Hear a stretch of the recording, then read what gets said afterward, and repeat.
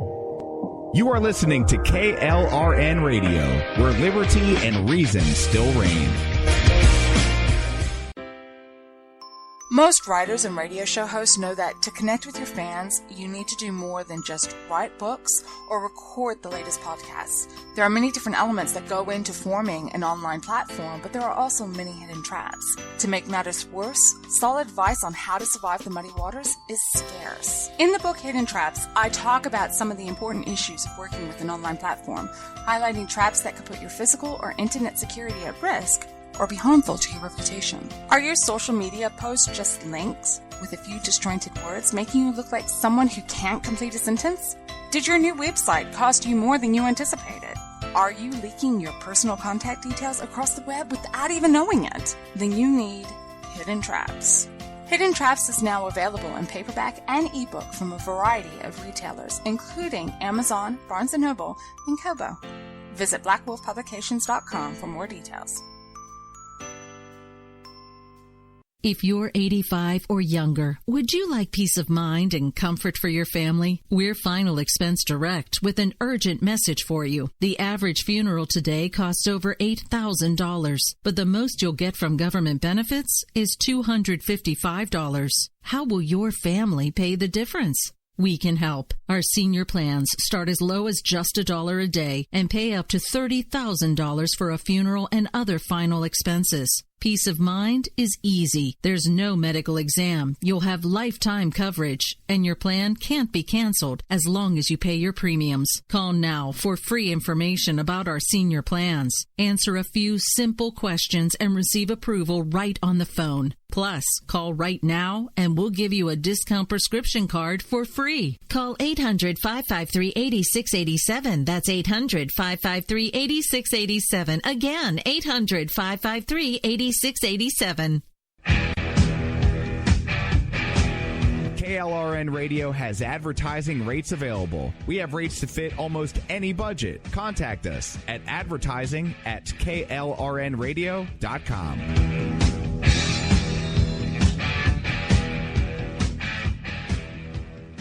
Everyone loves liberty. Our rights come from God, not the government. So why are you letting other people tell you what's best for your healthcare? Exercise your freedom with Liberty Health Share. Liberty Health Share is a community of people who voluntarily share one another's medical costs. Liberty Health Share is founded on the idea that most people truly want to help one another. Healthcare sharing allows members to do just that as a true community that supports one another in times of need. Liberty believes people should make decisions for themselves and their families. Members are able to take back the freedom to make their own decisions about their healthcare. Freedom from guilt or doubt about how your money is used. You have the freedom to direct your healthcare, not to be dictated to by bureaucrats. Stop letting others tell you what to do and join a community of like-minded people. Exercise your freedom. Join Liberty Health Share and take back the control of your healthcare while helping those around you. Call Liberty at 855-58-LIBERTY. Again, that's 855-58-LIBERTY for more information, or you can check them out at libertyhealthshare.org. Again, that's libertyhealthshare.org.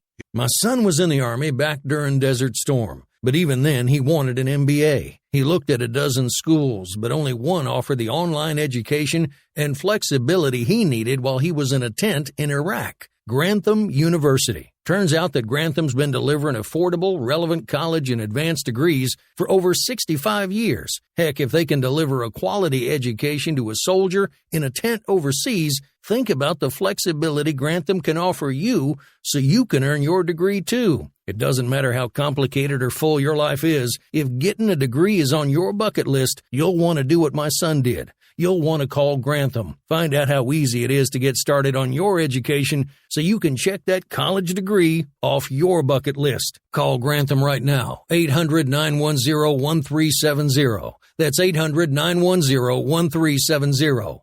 Flexible, affordable, relevant. Call 800-910-1370.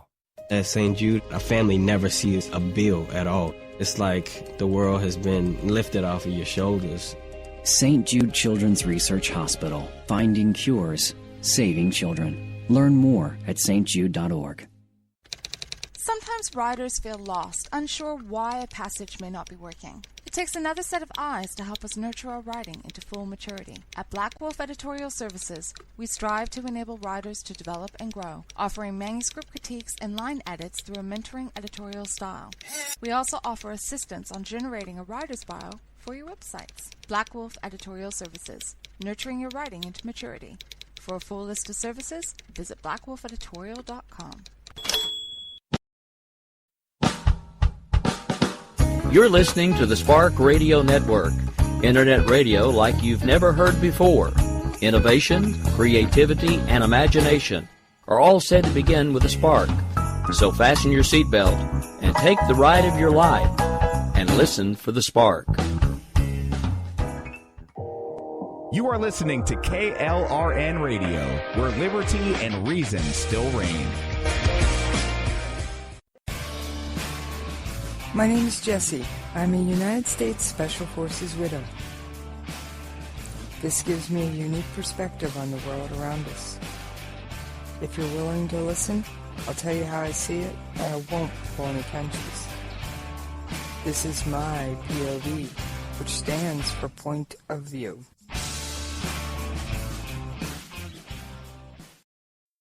All right, this is Jessie. How y'all doing out there today? You know, I miss you when we're not talking. Now, don't give me that. Don't even give me that look. Besides, I'm not alone tonight. I got somebody to talk with.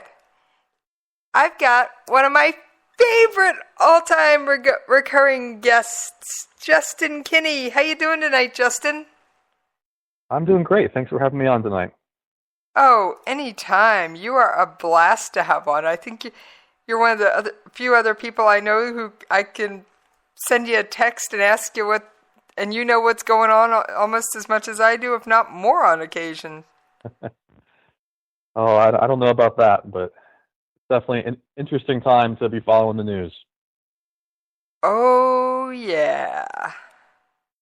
So, I know what the big event is this week. And it's the UN General Assembly, which means one thing and one thing only. There's a lot of rhetoric flying around. There definitely is. Some days I'm just like, can people just say what they mean and stop sugarcoating it? But of course these are diplomats and leaders of the world. They're going to spin it, sugarcoat it. And it's just like, the truth is always somewhere in there. They wouldn't be diplomats and politicians if they didn't put some sort of spin on it. So what's been your favorite piece of spin so far? Oh, I don't even know where to go with that. I guess obviously I'm American, so I kind of focused heavily on Trump's speech. I've kind of enjoyed hearing some of the reactions to it, but both the speech and the reactions, actually. I thought it was very interesting.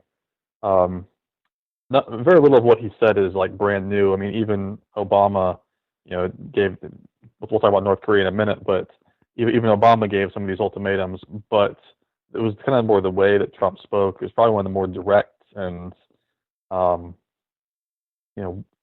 I don't know how to say that. It was a very direct speech. There was very little wiggle room in his words for interpretation, and I thought that was really interesting. And then, of course, I've enjoyed.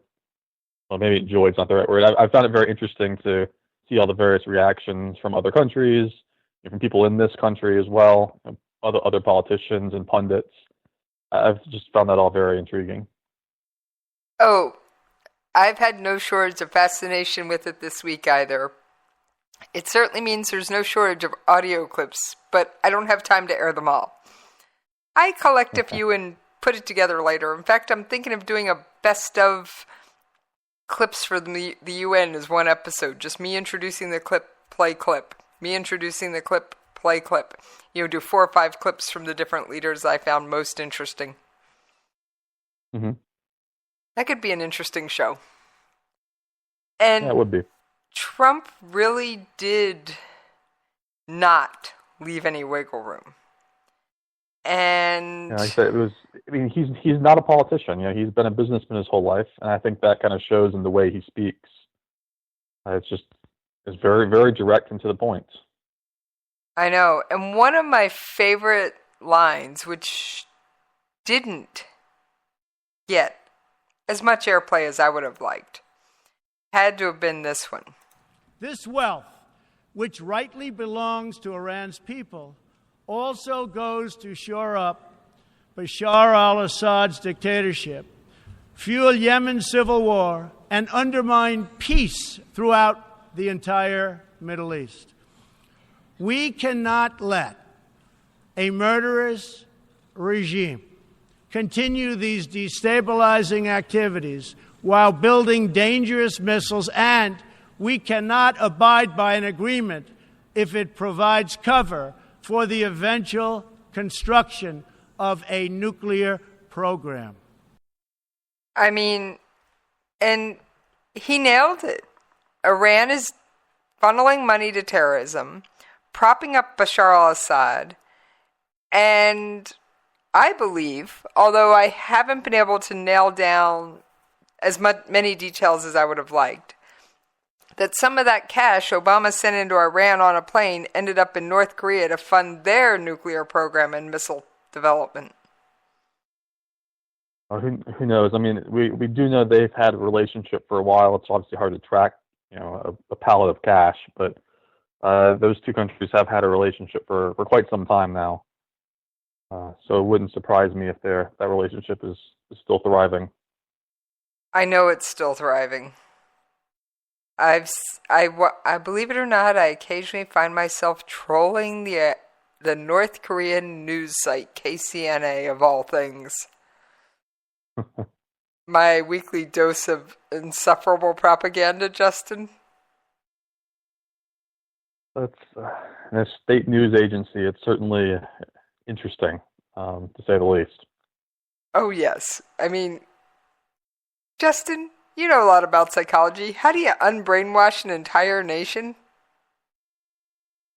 Oh, that's I don't know any psychologist who will tell you that they could actually manage that. It's going to be a real issue if the Kim family ever gets overthrown. Is how do you introduce that population to the world, to globalization, and to all these other things? Removing that brainwashing is going to be really, really difficult. You have to be a very slow process, very long process, and just kind of bit by bit, I guess. Honestly, it's probably going to be a multi-generational thing. When you've grown up under a regime like that, where there's virtually no contact with the outside world, and all the information you get comes from the state. I mean, you don't know any better. You don't know anything else, and that's, again, from a psychological perspective, that's just going to be very, very hard to break. And it might even be impossible in a lot of cases, at least in that first generation post Kim family, if that ever happens. Now, I've got to say, we forgot to tell much about you, so why don't you sum up your background for the listeners who are going, and why can he say that?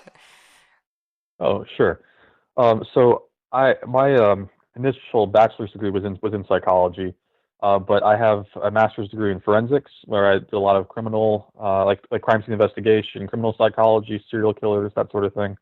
And then I'm currently, I'm getting close to finishing up a PhD, my doctorate in international relations, where my area of expertise is terrorism, particularly radicalization and recruitment.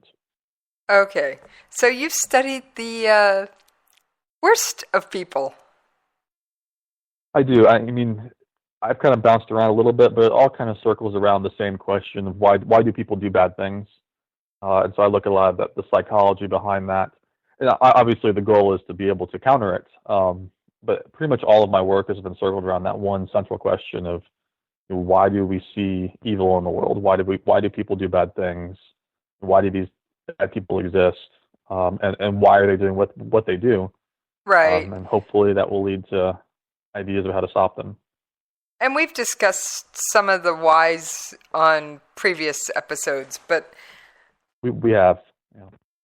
I know why politicians and diplomats spin everything. It's the nature of the beast. It really is. I mean, it's reached a point, especially in this country, where it almost seems like an honest, straightforward politician has no chance of winning. They always have to have some sort of spin they're putting on things. I mean, it's gotten pretty ridiculous. It is kind of that nature of the beast. I think that, and not to get into the weeds on U.S. politics here, but I think that's actually why so many Americans found Trump refreshing. He wasn't politically correct and didn't spin a lot. Yeah, I would agree with that. I think, I mean, for all of his various flaws, and even a lot of people on the right, don't like him, but he definitely appealed because of that non-politician perspective that he brought to things.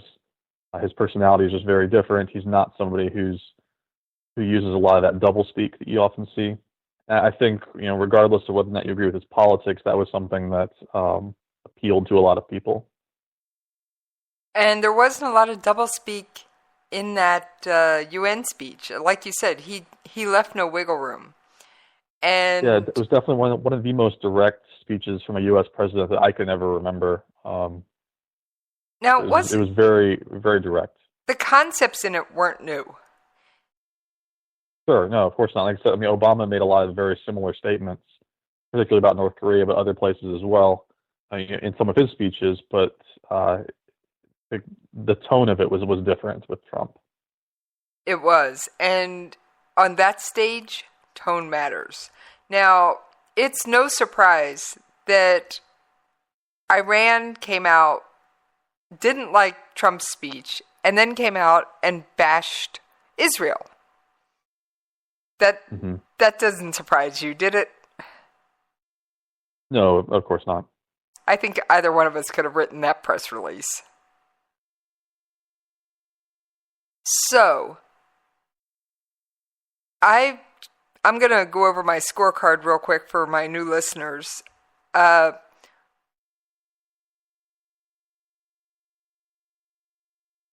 You've got Bashar al-Assad over in Syria. And I'm going to use the sound effect because I don't get enough chance to use his sound effect. Yes, that's a chittering chipmunk, which is how I think Putin sees him. Some little critter to be played with. And he is being propped up by none other than Russia and Iran. And then that leads you to Iran, who is trading partners with North Korea. And like you said, and they do have an established, known trading platform for trading missile and weapons technology and scientific information. So then you get to North Korea, whose big brother is China, and trades with Russia. They are all tied together.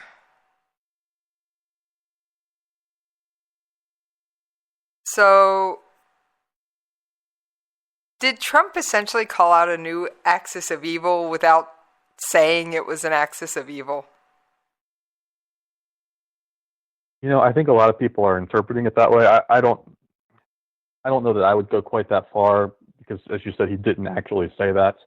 But he certainly was very pointed in his comments about certain countries, North Korea and Iran in particular. That I think, at least the degree to which he was pointed, I think took a lot of people by surprise, particularly around the world, and we're seeing some of that reaction from other countries too. And I think it's something that needs to be needs to be considered going forward. Is just how seriously he's taking some of these, as you call them, rogue states. Well, Iran's gone on while they aren't, according to the IAEA, the International Atomic Energy Inspectors, Iran is not violating, except they've gone over on their heavy water, which, well, I've discussed that one with Dr. Judy L. Moore. And she said that's really not that big of a deal, and that's generally what the rest of the world says is it's heavy water. It's not the end of the world. They didn't go over on their plutonium. Right, that's where the really important stuff is. Right, because for those of you who don't know how a nuclear reactor works, you put in uranium, you get out plutonium. Plutonium makes a bigger bomb. That's the real thumbnail sketch. You want more? Go look up Conversations in Science. There's a whole episode on it. But I'd say they're violating the spirit of the law. There's the spirit of the deal, because they are building weapons factories in Syria, Yemen, and Lebanon. Well, I think that's partly why there was a lot of pushback against the deal in the first place. A lot of people thought it wasn't specific enough and allowed a lot of that little room for interpretation, where it may not be violating the actual written deal, but may be violating the spirit of the law. I think, I think that's partly why there was so much debate initially when Obama was putting it forward. Well, I believe that this could actually happen. At least these type of things. Well, I've said it once and I'll say it again. I don't think that deal is worth the paper it's printed on, because Iran wrote the book on cheating on deals and evading sanctions. Mm-hmm. And now they're teaching their trading partner, North Korea, how to do the same. And Iran produces oil and can refine their own oil. How do you think they kept planes flying all these years? And cars running all these years? The only thing that grounded a vehicle or an airplane in Iran wasn't a lack of fuel. It was a lack of parts to fix something that broke. And so I'm willing to bet that missing 30% of oil products that Nikki Haley has referenced that the UN Security Council sanctioned will be coming to North Korea, courtesy of Iran. And I have heard... As I said, that relationship has existed for a long time, so that wouldn't surprise me. Now, of course, China sends stuff to North Korea via pipeline, so it's also hard to track how much is going through the pipeline. Right, yeah, you can't really keep an eye on that very easily. And of course, China's biggest fear is a unified Korea under Seoul. Yes, particularly because the South Koreans are big allies of the U.S. That would give the U.S. essentially a foothold right on their back door. Now, I've said on the air that China is using their territorial water claims of the South China Sea as a bargaining chip.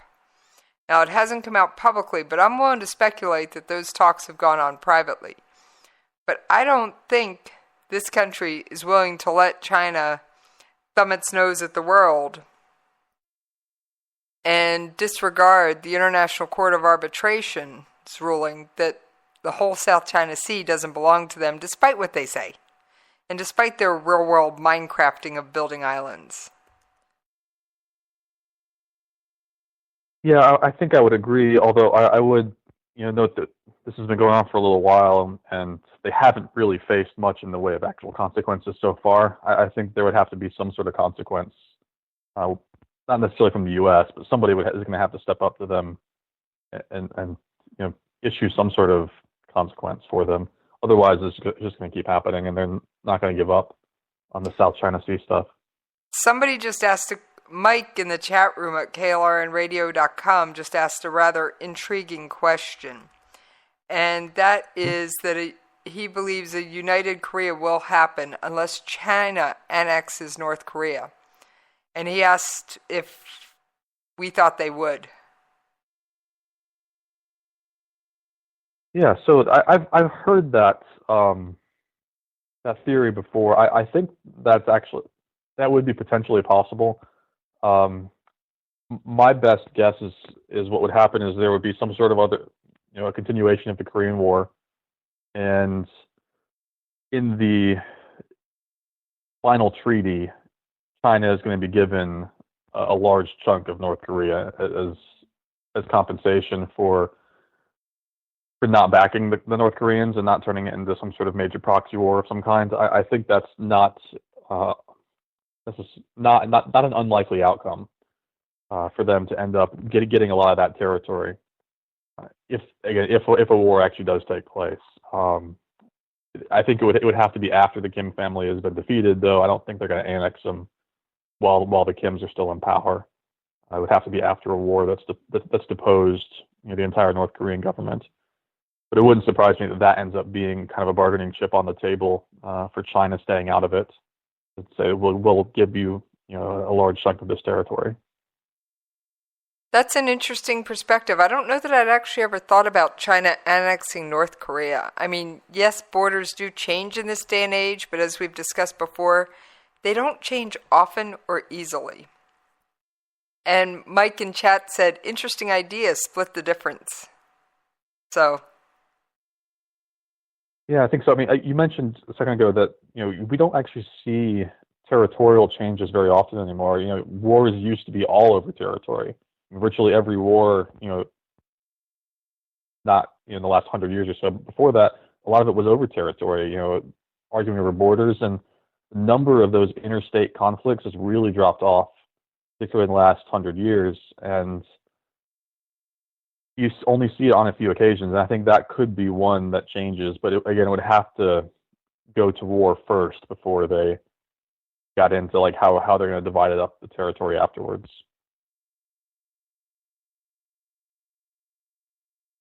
It could be definitely an interesting outcome. Yeah, I don't know how likely it is, but I think it's at least a decent possibility.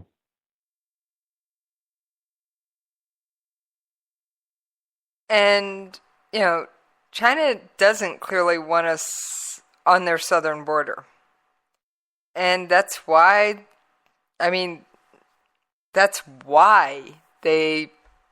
North Korea is their little brother, although sometimes more like redheaded, misbehaving stepchild, that they prop up and they support. I think that's absolutely. I mean, I don't see them getting much out of this, this partnership with North Korea, other than keeping the U.S., out of their backyard. Beyond that, they don't gain a whole lot from a relationship with, this Kim dictatorship. No, they don't. Other than, there is one thing they have gained recently, though. And it's been since everybody's been staring at North Korea. And at least in my opinion. North Korea has drawn everybody's attention on the Asia Pacific region, right? They have, yeah. So everybody's looking over there. Nobody's paying attention to the South China Sea right now. And that's where China is trying to establish an even stronger foothold.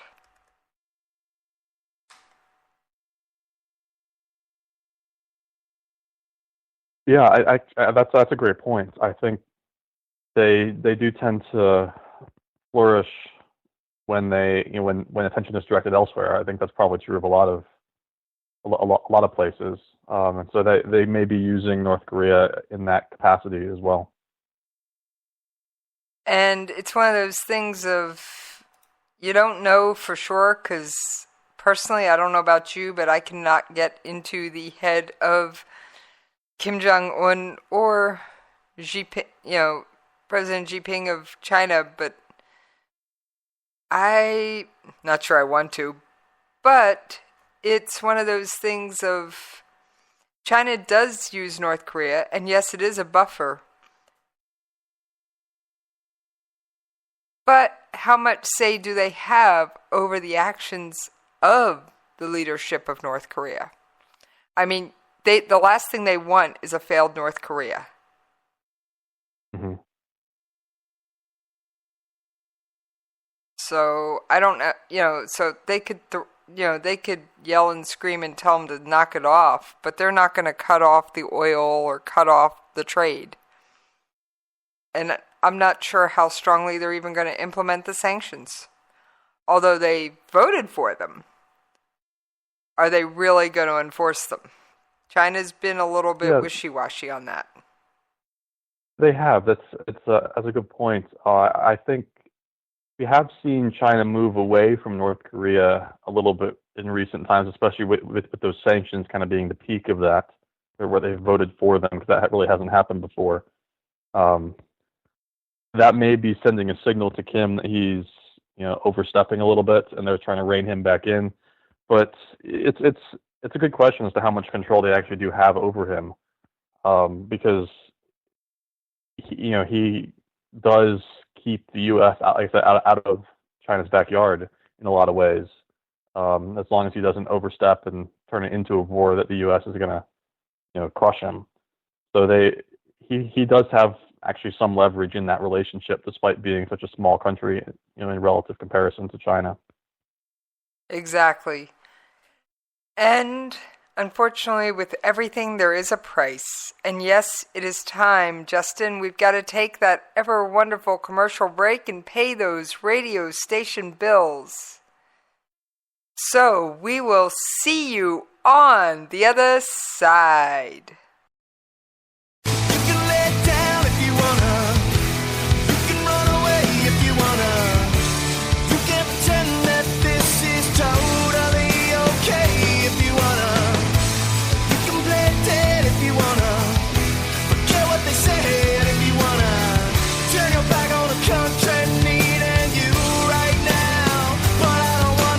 My son was in the Army back during Desert Storm, but even then he wanted an MBA. He looked at a dozen schools, but only one offered the online education and flexibility he needed while he was in a tent in Iraq, Grantham University. Turns out that Grantham's been delivering affordable, relevant college and advanced degrees for over 65 years. Heck, if they can deliver a quality education to a soldier in a tent overseas, think about the flexibility Grantham can offer you so you can earn your degree too. It doesn't matter how complicated or full your life is. If getting a degree is on your bucket list, you'll want to do what my son did. You'll want to call Grantham. Find out how easy it is to get started on your education so you can check that college degree off your bucket list. Call Grantham right now. 800-910-1370. That's 800-910-1370.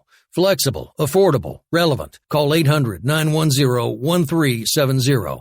Tired of paying outrageous prices for Viagra? Well, we have great news for you. Now you can finally get Viagra at huge discounts. Healthy Man allows you to save up to $500 on Viagra. Why pay U.S. pharmacy prices of $15 per pill or more when you can get Viagra for less than $3 a pill? Call today and get 40 Viagra pills for only $99. This can cost as much as $600 at your local pharmacy. You can't afford not to call us. If you want Viagra at the lowest prices, never pay $15 a pill pharmacy prices again. Get Viagra for less than $3 a pill. Call 1-800-516-7602 today and save up to $500 and get 40 pills for just $99. Healthy Man is fast, easy, and affordable. Operators are waiting at 1-800-516-7602 to take your call right now. Call 1-800-516-7602. That's 1-800-516-7602. Again, 1-800-516-7602.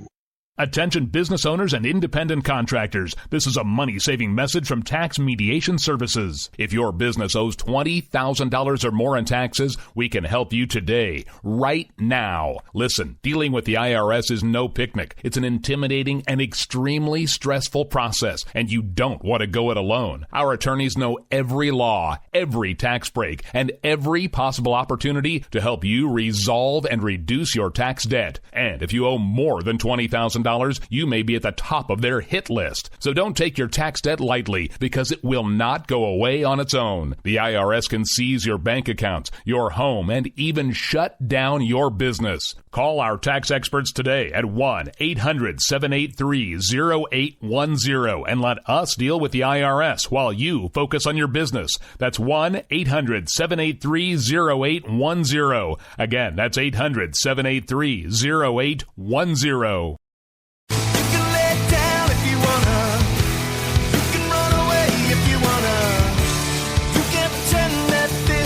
Totally okay if you wanna. You can play dead.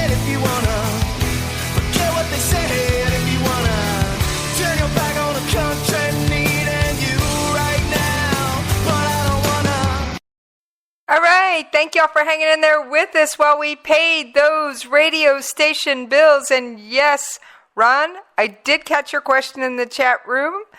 And just for everyone who's listening and not in chat at klrnradio.com/chat, Ron has asked if there is an ethnic or tribal difference in heritage between China and North Korea. And he feels that China has limited use for North Korea other than a buffer. Justin? Yeah, I would definitely agree with that last part in particular.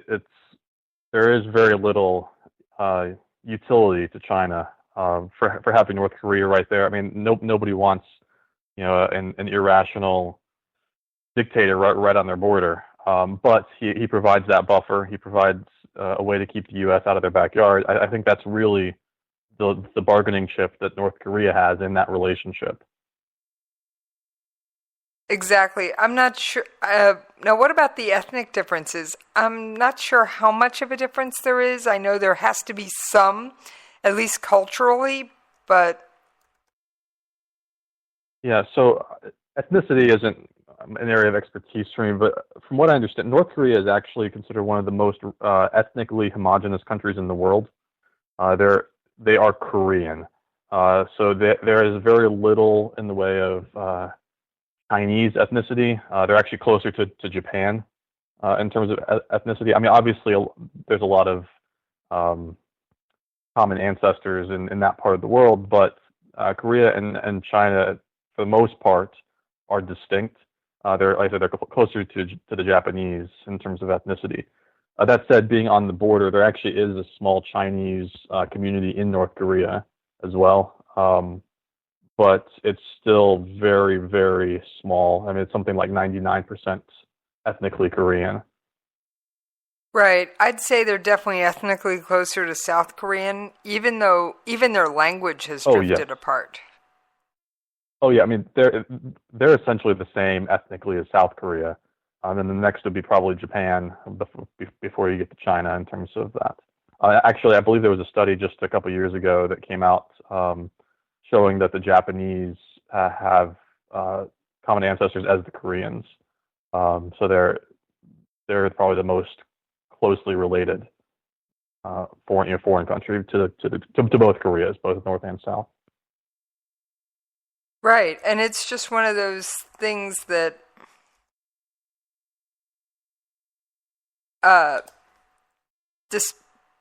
that's what draws all the calls for reunification, is essentially there were families and just ripped apart. And unfortunately, that generation that was actually physically separated is soon going to be no more. Mm-hmm.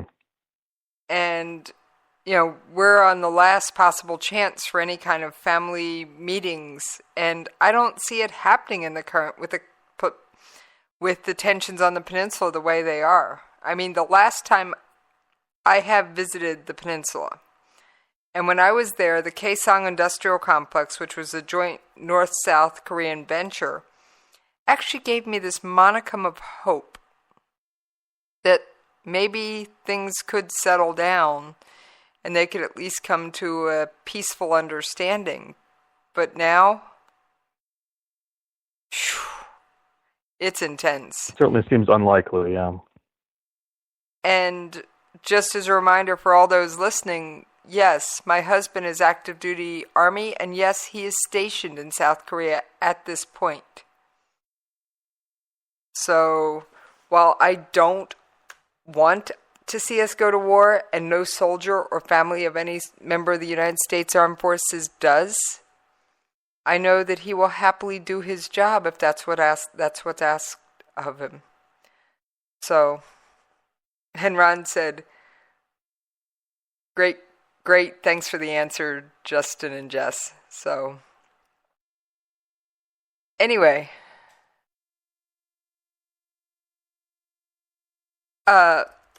I was wondering if China has said that if we have if we actually act first,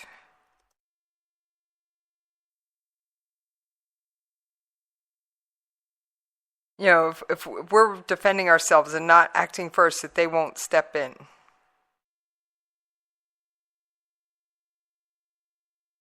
Yeah. So I don't think this came straight from the president, but it was another member of the government who basically said, if the North Koreans make the first move, they'll stay out of it and let the U.S. deal with it. But if the U.S. makes the first move, then they'll back the North Koreans. There's something to that effect. That's essentially. Do you think they'll live up to that? If they see that, even though North Korea made the first move, they have to know we're going to flatten North Korea like a pancake. I mean, I'm sorry, the most common sound in North Korea will be this.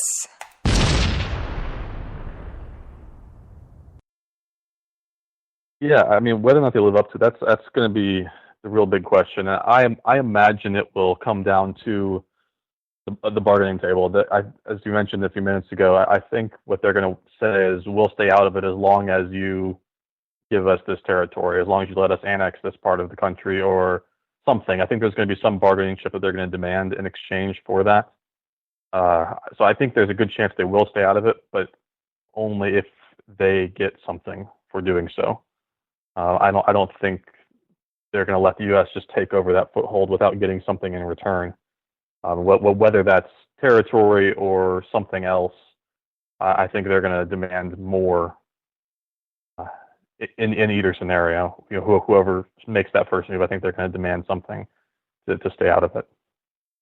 Right. Now, what I'm wondering is, if we claim that we are acting first, that we are being defensive, because we're defending our ally Japan, because they keep throwing stuff over Japan's head. Now, they are smart enough to keep it out of Japanese, high enough to be outside of the airspace. But all the sirens and the warning signals and everything still blares. Do you think if we go on that basis, they'll stay out of it? Yeah, that's a good question. In the international community, there's really seen as like two types of war. There's this preventive war and then the preemptive war that are both considered to be defensive wars, kind of. Preemptive war is when you attack first, but only because you believe that an attack is coming, like imminently. Right. This would be a good example. This would be like the 7-Day War with Israel and Egypt. Right? Israel technically attacked first, but only because Egypt was massing on their border and about to attack. That is usually seen as internationally legal. The other one, preventive war, is when you see the other side building up their military and everything, but there's no evidence that an attack is necessarily imminent. It's just about preventing them from gaining strength. And that's where you'll see most contemporary scholarship claim that it's illegitimate. So that's obviously a spectrum, right? Of how likely do you think an attack is coming, and that makes it very difficult to tell if a war is considered technically legal internationally, or what. And so I think kind of where we land on that spectrum may influence how much China wants to get involved. Like I said, this preemptive war, just wanting to be the first one to attack in a war that is coming, and this attack is imminent, and you want to just get that first strike out there. That's usually seen as okay, and so China may be more willing to stay out of something if that was the case. In other words, if the North Korean troops were all lined up just on the other side of the DMZ, and we can see that via satellite and everything else, and we go in and just go, boom, you think they'll be okay with it? Well, I still think China is going to demand something to stay out of it, but I think, they don't want some homicidal dictator on their borders either. So I think if they see he's trying to pick a fight with the South Koreans or with the U.S., a fight that he's not going to win, I think at a certain point they're going to realize it's not in their best interest to have a person like that right on their back door either, right on that back step. But at the end of the day, I still think they're going to demand something, regardless of what kind of war it is, whether it's preventive or preemptive, or any other type as well. I think they're going to demand something to stay out of it. I agree. I really do. Now, I got to mention another comment from the chat room. You had some praise from one of our regular listeners, Mike. He said that you are sharp, and he's having a great time listening to you. And I think he made some I appreciate that comment I might have missed about you need to be on more often. I bring him on as often as his schedule allows, Mike. And the next comment is, good answer, Justin. They'll let him hang if it gets too bad, but they'll want something. And Ron said that Kim Jong-un is just nuts enough to launch a first strike. But would his generals let him?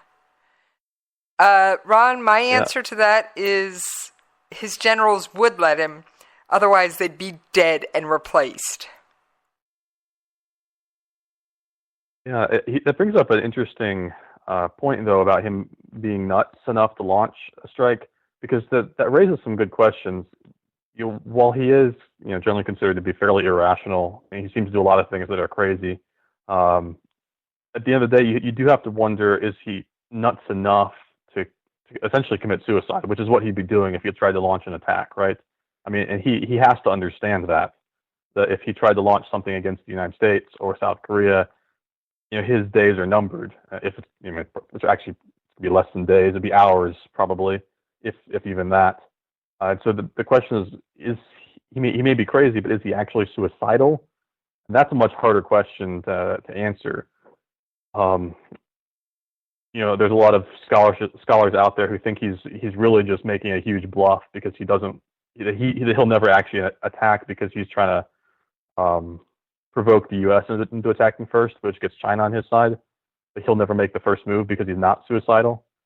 I think that those are some good questions we need to ask, because if he's truly suicidal, that changes the equation. But if he's just trying to bluster and bluff his way into more power, he certainly seems to like power a lot. So that, whether he'd be willing to risk that, to pick a fight with the U.S. is a tough question. Well, another question from the chat room, and first I'm going to respond to what you said. I don't think he's, according to a medical diagnosis, crazy or suicidal. I do think he believes some of his own propaganda, not all of it.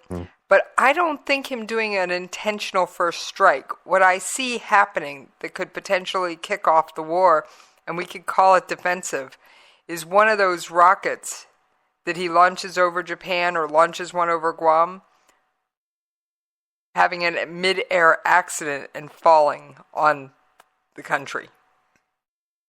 It could be, and I think something like that, or even doing that and provoking South Koreans or the Japanese or the U.S. to strike back. He does something little tiny thing like a missile that gets too close to Japan, somebody fires back, and all of a sudden he's the victim.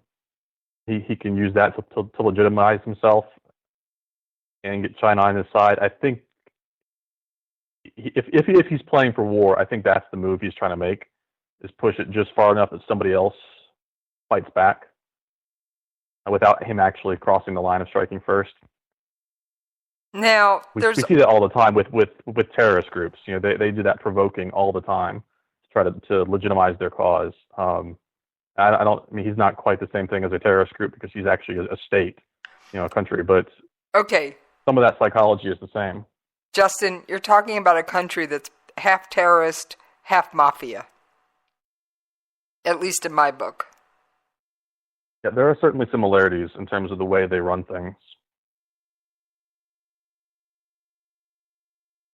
And the other question from the chat room is, do you think China would ever take out Kim Jong-un and the other main players to bring down the regime? I don't think so. I have a feeling they have the ability to do so, but I don't think they'd ever do it. I would generally agree with that. I think clearly they have the ability. I think the U.S. technically has the ability. I think a lot of countries have the ability to do it. But actually doing it is a different story. I'm not sure I don't think China would do that unless they would feel comfortable with whoever would take his place. Right. And they would feel comfortable that it wouldn't turn into a war. If they take out the leadership and they don't have somebody ready to go right away, then South Korea might step in and try to take over that territory, or the U.S. might try to step in. The last thing they want to do is create a power vacuum right on their border. That's what happened in Iraq. Right? We took out Saddam Hussein, and we didn't get a strong enough leadership in there to take its place, turned into a power vacuum, and ISIS came to power. So I think the last thing that China wants is a power vacuum right on their border. Exactly. So while they could take him out, whether or not they actually would is probably a very different question, and I don't know that they would want to do that unless they felt really confident in being able to replace him quickly. Now, I think this was probably the last comment we're going to have time to actually fully discuss. General Mattis has said there are military options that that could be used where North Korea wouldn't be able to turn Seoul into a wasteland, essentially. And Mike in the chat room was asking, could that mean that maybe something is coming to a head after all? Because the latest nuclear test, the 6th one, was a whole new level. And for those who aren't regular listeners to my show, North Korea is already making preparations for a 7th nuclear test. So do you think this is coming to a head?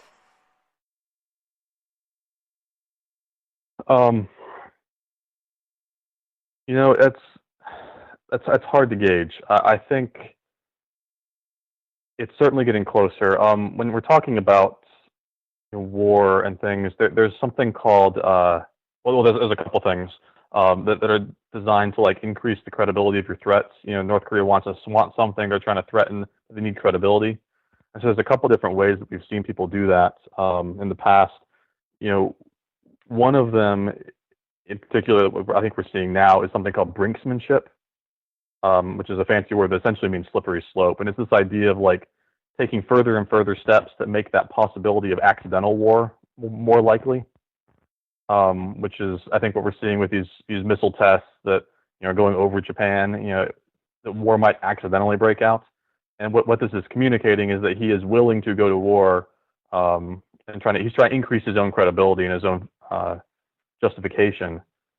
And he's basically, I think, hoping that the other side, the U.S. or whatever, is going to blink first. It's kind of like the old, childhood game of playing chicken, where you get closer and closer to it and just hope the other side backs down first. But if you don't, then it could break into war. And so I think that seems to be what's going on right now. And both sides are upping their rhetoric. We're upping, the nuclear test was a big thing. There was the bombing of the island, the joint U.S.-South Korean military exercises recently as well. I think both sides are kind of upping those sorts of things and kind of playing this game of chicken to an extent, hoping one side will back down. I think we are certainly getting closer to that collision. Well, I have to agree with you. And while I pray that I'm wrong every night, because I don't want to see the results of a war on the peninsula, especially if there's a miscalculation and North Korea is able to hit Seoul, which, for those of you who live under rocks, is the capital of South Korea. And I apologize, I do have a cough drop in my mouth. I have been talking way too much today. Why do you think I had a guest on, huh? Anyway, besides, I love having Justin on. I digress. I believe that we're right on that cusp. I believe we may actually just be waiting for the timing and for everything to play into our favor. And every time we do a joint South Korean exercise, the North accuses us of rehearsing an invasion. I'm wondering if one of these exercises isn't going to be so much exercise as we're crossing the 38th parallel. We've had it. That would certainly be the way to go about it. I think if they were to make that decision, try to turn one of those exercises into something more taken by surprise, that would be the way to do it. Again, I'm not convinced that we're quite there yet. I think we're still waiting on something, probably from China, to me personally. It would not surprise me if there's a lot of backroom meetings going on at the UN right now about that, trying to get enough support for something. I agree. I absolutely think you're right that we are getting closer and closer to that cusp as both sides seem to be escalating the rhetoric of late.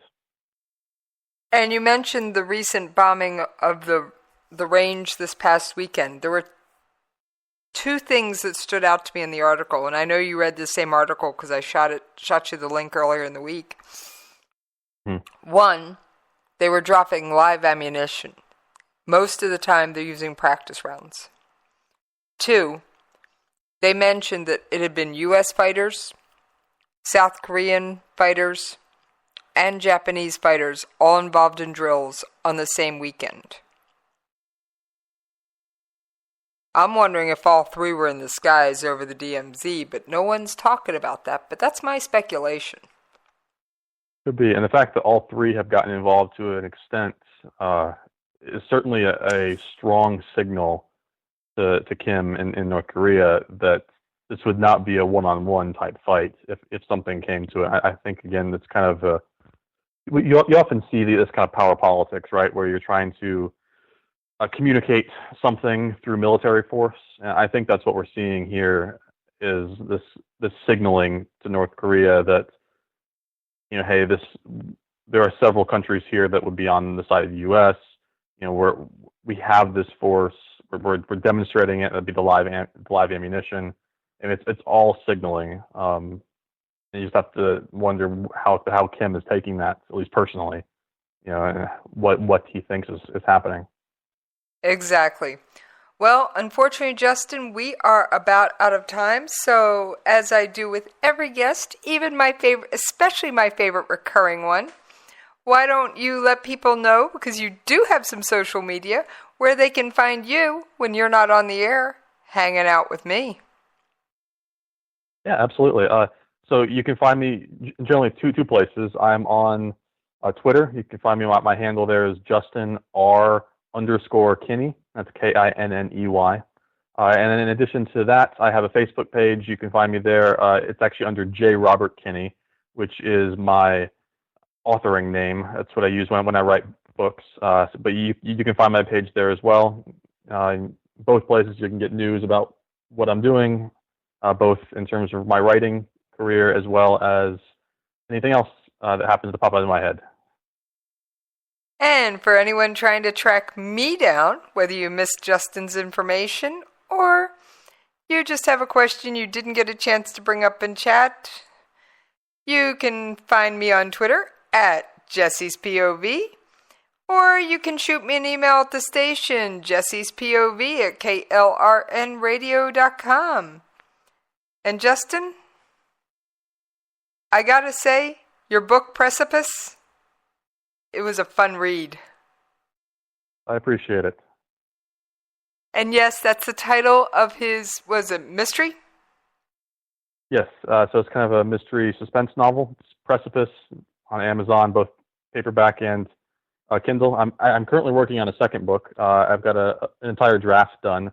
But it's going to take a lot of editing before it's ready for publication, but a second one is on the way. All right. And you regulars know what's coming?